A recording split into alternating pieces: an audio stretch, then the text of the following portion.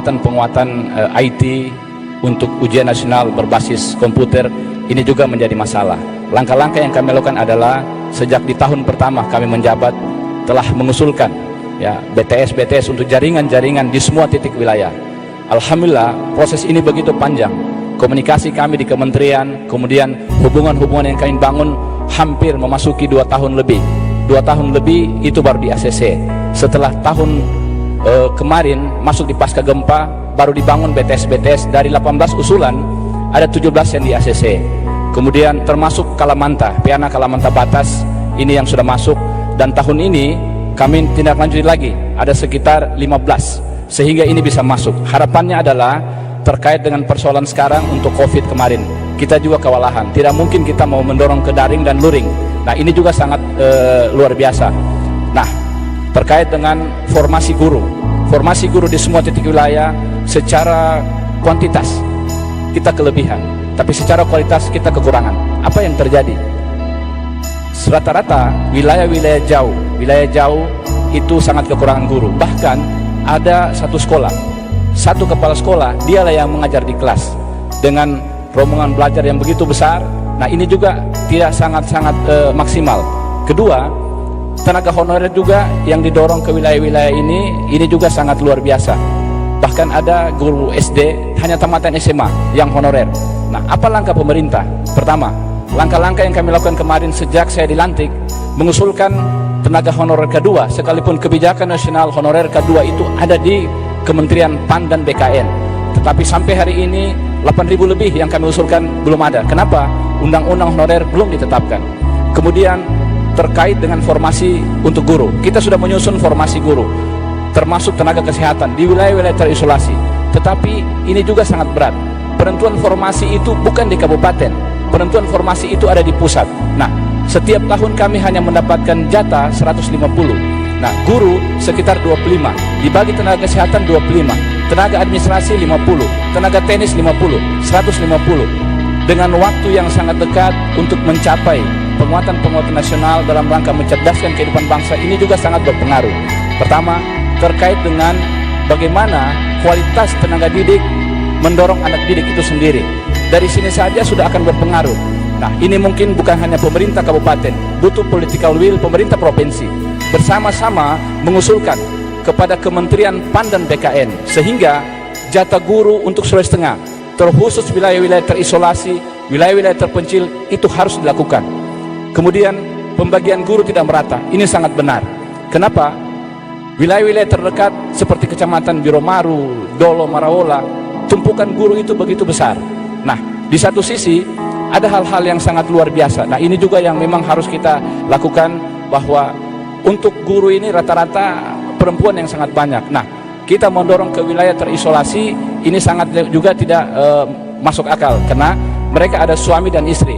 Nah sehingga kebijakan kami kemarin, setiap formasi kita harus buka di wilayah-wilayah terisolasi. Dan sampai hari ini terus terang untuk wilayah jauh ini juga sangat kekurangan guru. Nah tentunya upaya kami lakukan sudah, tetapi ada political will pemerintah provinsi, bukan hanya kebijakan pemerintah kabupaten, karena kami hanya mengusul penentuan formasi itu ada di tingkat nasional. Bersama-sama kita bicarakan ini sehingga nilai ini bisa mendorong kembali. Pertama, pemerataan guru karena kita kekurangan guru. Kemudian terkhusus untuk IT, untuk informasi teknologi, dalam peningkatan kualitas anak didik juga di wilayah-wilayah terisolasi ini bisa terwujud, sehingga BTS yang ada di Kabupaten Sigi ini bisa terpasang semua. Dan alhamdulillah hari ini untuk Kalamanta, Piana Batas ini sudah masuk jaringan internet ke sana. Nah ini sebuah upaya yang kami lakukan hampir memasuki 3 tahun lebih. Upaya ini terus kita dorong sehingga insya Allah ke depan Sigi ini lebih cerdas, tentu Sigi ini lebih kuat, lebih maju lagi membangun daerah menuju daya saing ke depan. Ya, para hadirin serta pemirsa TVRI Sulawesi Tengah dan RRI Palu, di mana saja saudara berada, masih dengan dasar dan mekanisme yang sama, tapi kali ini untuk wakil bupati. Karena itu mohon perhatian untuk saya bacakan pertanyaannya yang telah diramu dengan pemikiran dan analisis oleh para pakar. Pertanyaan ini ditujukan kepada calon wakil bupati nomor urut 1. Pariwisata merupakan salah satu pilar pembangunan ekonomi di Kabupaten Sigi. Hal ini didukung oleh banyaknya potensi daya tarik wisata dan nilai tambah yang diciptakan dari aktivitas pariwisata bagi masyarakat sekitarnya. Namun pada kondisi pandemi COVID-19 saat ini, sektor yang paling terdampak pertumbuhannya adalah sektor pariwisata. Pertanyaannya, apabila saudara terpilih menjadi wakil bupati Kabupaten Sigi, apa langkah, strategi, atau kontribusi apa yang menurut Anda merupakan prioritas yang segera dilakukan untuk menjadikan pariwisata Kabupaten Sigi menjadi lebih berkembang? Waktu Anda 5 menit terhitung mulai sekarang. Baik, terima kasih. Assalamualaikum warahmatullahi wabarakatuh. Selamat sore seluruh panelis, moderator, seluruh yang hadir yang kami hormati, hadirin di rumah yang mendengarkan langsung, siaran langsung yang kami hormati. Baik, berkaitan dengan pertanyaan ini, maka apabila kami terpilih menjadi wakil bupati Sigi periode ke depan untuk menangani masalah pariwisata ini, maka tidak ada jalan lain selain integrasi dari semua sektor. Sektor PU misalnya, kami tetap akan menggerakkan untuk jalan-jalan menuju kantong-kantong pariwisata ditingkatkan agar supaya minat wisatawan tetap ada. Kemudian kita tahu bersama di Sigi ada objek-objek wisata yang berkelas dunia. Ini yang akan kami tata. Kemudian bagaimana pelaksanaannya di tengah pandemi di semua titik wisata ini, maka kami akan menggunakan protokol COVID. Harus menggunakan masker, menyiapkan cuci tangan, menyiapkan termogan supaya memastikan setiap mereka yang masuk ke kompleks wisata itu aman. Kemudian juga mereka bisa menginformasikan kepada dunia luar bahwa kalau masuk ke wilayah Sigi di tengah pandemi, ada jaminan bahwa protokol kesehatan tetap dijalankan dengan baik. Kemudian sektor-sektor lain yang berkontribusi untuk sektor pariwisata, misalnya Dinas Koperasi dan UMKM, kami akan mendorong pelaku-pelaku UMKM untuk ada di sekitar kawasan wisata itu, untuk kemudian menjual makanan atau bahkan souvenir-souvenir yang bisa dibawa pulang oleh wisatawan, dengan syarat protokol COVID tetap jalan bagi para pelaku-pelaku usaha yang kami izinkan nanti, atau memang kami mendorong ada di sekitar tempat-tempat wisata yang ada di Kabupaten Sigi. Kemudian sektor-sektor lain yang juga kami berharap mendorong di tempat-tempat wisata selain Dinas Pariwisata sendiri adalah bidang kebudayaan. Kenapa? Kami akan dorong pertunjukan-pertunjukan kebudayaan di dalam kompleks wisata. Juga ini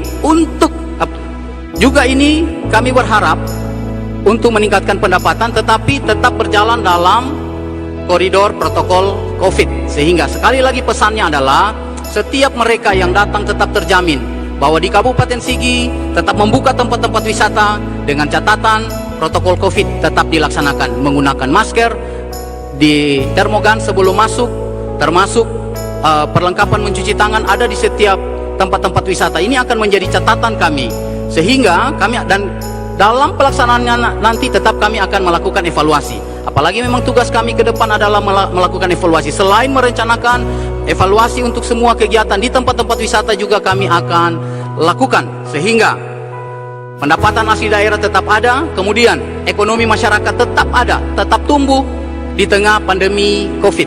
Ini beberapa hal yang tentu akan kami lakukan ke depan di tempat-tempat wisata yang berpotensi untuk mendatangkan wisatawan di Kabupaten Sigi. Kemudian untuk sektor-sektor lain, kami tentu akan bekerja sama selain dengan dinas terkait. Ada organisasi-organisasi yang mendukung pariwisata. Misalnya mereka yang suka dengan wisata terbang layang, maka kami akan berkoordinasi dengan organisasi yang menaungi wadah terbang layang ini. Kami berkoordinasi bersama sehingga mereka dapat memanfaatkan tempat-tempat wisata yang ada di Kabupaten Sigi dengan tetap melakukan terbang di saat-saat cuaca yang bagus, baik Kemudian kami juga akan menyiapkan segala fasilitas. Tadi nih jalannya diperbaiki, kemudian masuk di arena wisata tentu karena bekerja sama dengan Pemda ada kemudahan-kemudahan yang akan kami lakukan di organisasi yang betul-betul bisa juga menjadi daya tarik wisata. Karena kita tahu bersama di Sigi ada wisata kelas dunia yaitu para layang. Ini yang kami sebutkan tadi, organisasi mereka akan kami tarik ke dalam untuk bergabung bersama-sama dengan pemerintah daerah. Pemerintah daerah tidak bisa bergerak sendiri. Jadi ini akan kami lakukan ke depan untuk mendorong sektor wisata tetap bergerak di saat pandemi.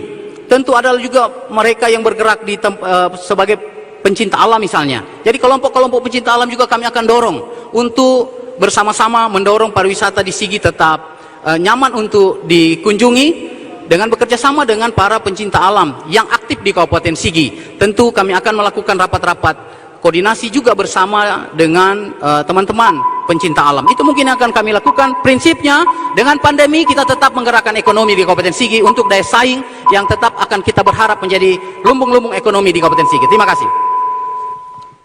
Ya, selanjutnya kita